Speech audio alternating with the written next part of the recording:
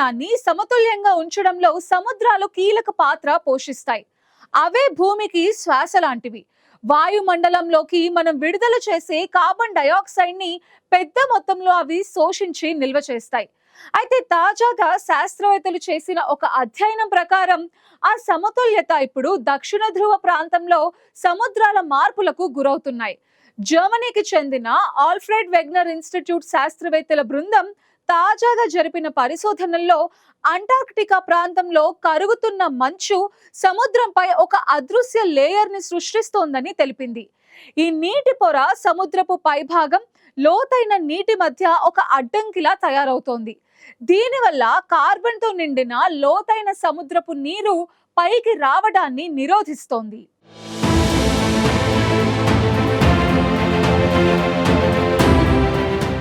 అంటార్కిటికాలో మంచు కరగడం వల్ల వచ్చిన తాజా నీరు మహాసముద్రం ఉపరితలంలో ఒక అదృశ్య అడ్డంకిని సృష్టించింది.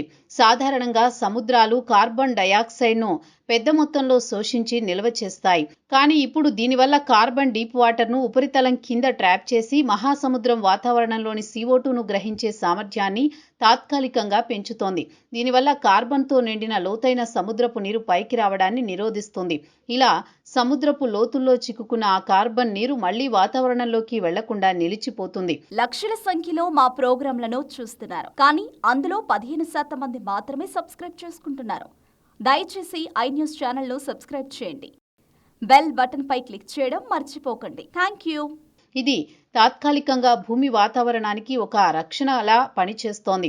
మనం శ్వాస తీసుకునే గాలిలో ఉన్న కార్బన్ డయాక్సైడ్ మొత్తాన్ని తగ్గించడంలో ఇది సహాయపడుతుందని ఆల్ఫ్రెడ్ వెగెనర్ ఇన్స్టిట్యూట్ శాస్త్రవేత్తలు చేసిన పరిశోధనలో వెల్లడైంది. ఈ ప్రక్రియను శాస్త్రవేత్తలు కార్బన్ సింక్ అని పిలుస్తారు.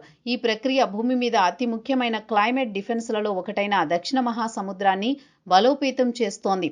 ఈ అధ్యయనం నేచర్ క్లైమేట్ చేంజ్ జర్నల్లో ప్రచురితమైంది.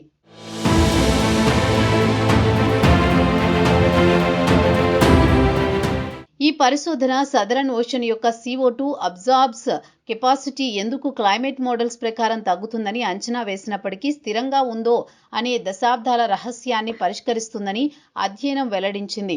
ఇంతకాలం వాతావరణ మార్పుల కారణంగా సముద్రాల కార్బన్ శోషణ సామర్థ్యం తగ్గిపోతోందని శాస్త్రవేత్తలు అంచనా వేశారు. కానీ ఆశ్చర్యంగా దక్షిణ ధ్రువ సముద్రాల్లో అది స్థిరంగానే ఉండిపోయింది. దీనికి కారణాలపై శాస్త్రవేత్తలు పరిశోధనలు జరిపారు. ఇప్పుడు ఈ కొత్త అధ్యయనం ఆ రహస్యాన్ని బయటపెట్టింది. కరుగుతున్న మంచు వల్ల ఏర్పడిన ఆ తీయని నీటి పొరే కారణమని శాస్త్రవేత్తలు నిర్ధారించారు. అయితే ఈ పరిణామం పూర్తిగా ఫలితాన్నివ్వదని, తాత్కాలికంగా అది వాతావరణానికి మేలు చేస్తుంది, కానీ దీర్ఘకాలంలో ప్రమాదకరమైన పరిణామాలకు దారితీసే అవకాశం ఉందని హెచ్చరిస్తున్నారు. శాస్త్రవేత్తలు ఆ నీటి పొర ఎంతకాలం నిలుస్తుందో, ఎప్పుడైనా అది కూలిపోతే సముద్రపు లోతుల్లో నిల్వై ఉన్న భారీ పరిమాణంలో కార్బన్ డయాక్సైడ్ ఒకసారిగా వాయుమండలంలోకి విడుదలయ్యే ప్రమాదం ఉందని శాస్త్రవేత్తలు చెబుతున్నారు.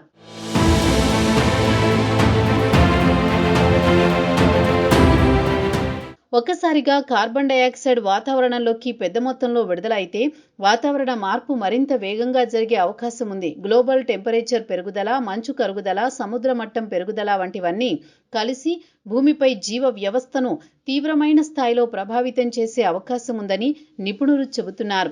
సంవత్సరాలుగా మనం గమనిస్తున్న ఈ అంటార్కిటికా ప్రాంతపు మార్పులు కేవలం మంచు కరుగుదలకే పరిమితం కావు. వాటి ప్రభావం ప్రపంచవ్యాప్తంగా వాతావరణ నమూనాలను మార్చే స్థాయికి చేరుకుందనే విషయం ఈ అధ్యయనం స్పష్టం చేస్తోంది. ఈ అధ్యయనం 1972 నుంచి 2021 వరకు లాంగ్ టర్మ్ అబ్జర్వేషన్స్ మెరైన్ ఎక్స్పెడిషన్ల డేటా ఆధారంగా రూపొందింది. సదరన్ ఓషన్ యొక్క CO2 సింక్ స్థిరత్వానికి కారణం ఫ్రెషనర్ సర్ఫేస్ వాటర్ అని ఈ అధ్యయనంలో తేలింది. సదరన్ ఓషన్ అంటే అంటార్కిటికా చుట్టూ ఉన్న చల్లని డెన్స్ వాటర్ మాస్.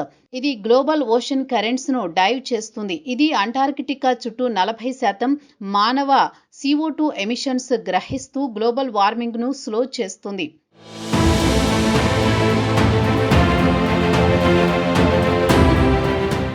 అంటార్కిటికా మంచు కరగడం దక్షిణ మహాసముద్రం కార్బన్ స్టోరేజ్ ప్రాసెస్ను మార్చేస్తోంది. క్లైమేట్ చేంజ్ వల్ల అంటార్కిటికా ఐస్ షెల్ఫ్లు, గ్లేషియర్స్ కరిగి సముద్రాల్లోకి తాజా నీరు విడుదల చేస్తుంది. ఈ మార్పు తాత్కాలికంగా మహాసముద్రాన్ని CO2 సింక్గా మెయింటైన్ చేస్తోంది.